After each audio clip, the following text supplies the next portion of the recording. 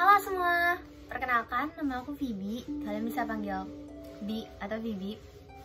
Oke, jadi sebelum kita mulai ke topik yang aku mau ngomongin, aku pengen tanya kalian dulu, apa kabar kalian semua? Semoga kalian sehat-sehat. Dan kalau kalian kurang enak badan, tetap jaga kesehatan dan cepat sembuh. Oke, hari ini aku pengen ngomongin suatu topik yang cukup seru menurut aku, dan pasti menurut kalian juga cukup seru, karena kita bakal bahas kisah kehidupan seseorang yang inspirasional, yang kita bisa ambil petik pelajaran sesuatu yang berharga dari kisahnya. Dan uniknya aku nggak pakai kisah tokoh-tokoh yang udah ngetop banget, dan bukan kayak seorang pengusaha ya, misalkan kayak Jack Ma atau kayak Bill Gates segala macam, nggak. Aku pakai tokoh sejarah Indonesia. Siapakah dia? Yuk kita dengerin aja penjelasan aku yang berikut. Hayo, sekarang aku pengen nanya nih ke kalian, siapa sih yang nggak kenal sama yang namanya Insinyur Soekarno? Atau Deres Mohatta? Atau Ibu Kartini? Pasti kalian semua kenal sama ketiga tokoh itu. Bahkan bukan hanya kenal namanya, tapi kenal ceritanya juga kayak gimana. Nah, sekarang kalau misalkan aku sebut nama Johnny, apakah ada di antara kalian yang tahu siapa itu Johnny? Sadly, aku mengira-ngira dan aku ngepredik kalian banyak yang nggak tahu siapa itu Johnny, karena aku sendiri pun baru kenal Johnny beberapa bulan yang lalu.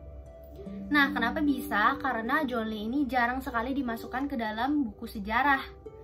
Padahal kisah yang dilakukan oleh si Johnny ini sangat-sangat menarik dan bahkan inspirasional sekali. Bahkan aku mengambil kisah Johnny ini sebagai pelajaran hidupku sendiri loh.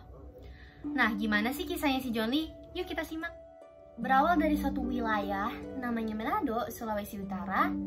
Di sanalah Johnny dilahirkan, tepatnya tanggal 9 Maret 1911. Jadi sedari kecil Johnny ini punya impian untuk menjadi seorang pelaut. Dia pengen menjadi seorang pelaut karena emang keinginan dirinya sendiri, plus aktivitas, kegiatan, dan masalah kehidupan dia itu menginspirasi dirinya untuk menjadi seorang pelaut. Apakah berhenti sampai di impian saja? Tidak ya. Jadi, Johnny memutuskan untuk bergabung ke dalam suatu organisasi yang dikenal dengan nama KPM. KPM merupakan maskapai pelayaran Belanda. Sebenarnya, KPM ini merupakan kepanjangan, kira-kira suaranya kayak gini. Koninklijke Pakketvaartmaatschappij. Nah, itu adalah bahasa Dutch yang aku nggak bisa baca. Jadi kalau Google Translate bacain buat kalian, kira-kira suaranya seperti yang tadi ya. Kalau di-convert ke Inggris, namanya itu adalah Royal Parcel Shipping Company. Setelah bergabung ke KPM, Johnny tidak berhenti sampai di situ saja.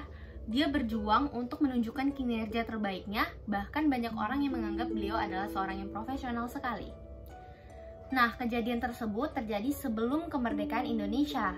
Setelah atau pasca kemerdekaan Indonesia, yaitu sekitar tahun 1945, Johnny memutuskan untuk hengkang dari organisasi KPM, dikarenakan KPM merupakan maskapai pelayaran Belanda.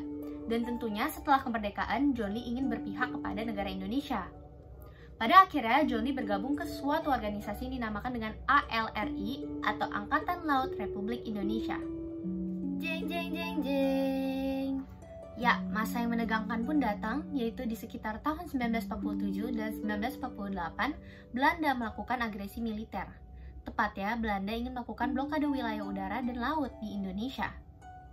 Kalau teman-teman menduga, kenapa sih ya kira-kira Belanda ingin melakukan blokade wilayah laut dan udara di Indonesia? Tentunya, Belanda ingin kembali menguasai wilayah Indonesia. Dan Belanda ingin melakukan suatu, ya istilahnya seperti program mungkin ya, program di mana orang Indonesia itu akan di-isolate sama mereka supaya orang Indonesia tidak dapat berkomunikasi dengan siapapun, dan pada akhirnya dengan kata kasar orang Indonesia dapat mati secara perlahan. Makin serunya, Johnny bersama dengan teman-temannya mengetahui niat jahat dari Belanda. Pada akhirnya, mereka menyusun rencana untuk menembus blokade Belanda dengan menggunakan sebuah kapal yang dinamakan dengan The Outlaw. Pasalnya, mereka akan melintasi Selat Malaka, mengumpulkan hasil bumi seperti teh, karet, dan lainnya, kemudian melakukan barter dengan senjata. Oh iya, kita harus tahu ya bahwa negara yang diajak untuk melakukan barter adalah negara Singapura, yaitu negara tetangga kita. Jadi dapat kita simpulkan bahwa Indonesia dan Singapura memiliki hubungan yang baik. Nah, balik lagi nih ke Johnny. Apakah rencana Johnny berjalan begitu saja? Maksudnya, apakah berjalan mulus ataukah tidak? Tentunya, terdapat sejumlah masalah yang harus dialami oleh Johnny. Ia bahkan pernah ditangkap, diadili, ditodong, dan lain sebagainya.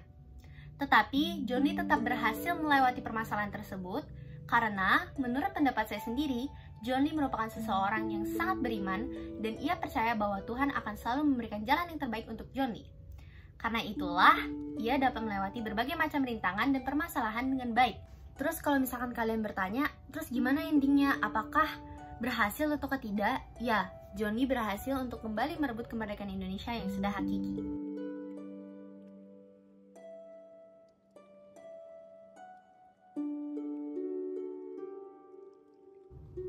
Nah, kayak gitu kira-kira cerita singkatnya. Sekarang aku pengen kasih tahu sedikit aja tentang Johnny, kepribadian Johnny yang ternyata dapat menginspirasi kita secara pribadi. Yang pertama, Johnny adalah seorang yang sangat disiplin. Ia bahkan mengajari cucu-cucunya untuk selalu berdoa, membaca Alkitab, dan jangan lupa untuk mencintai negaranya sendiri.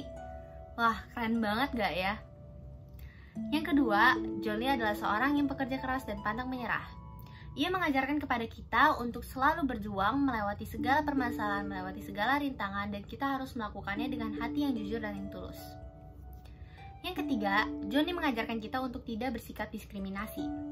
Johnny pernah mengatakan bahwa orang pribumi adalah mereka yang memperjuangkan negara Indonesia mati-matian, sedangkan orang non-pribumi adalah mereka yang melakukan korupsi. Ia juga mengatakan bahwa orang pribumi maupun non-pribumi semuanya sama di mata Tuhan. Nah, sekian dulu ya cerita teman-teman. Semoga bermanfaat untuk kalian semua. Semoga memotivasi dan menginspirasi kalian untuk menjadi pribadi yang lebih baik lagi. Sekian, sampai jumpa.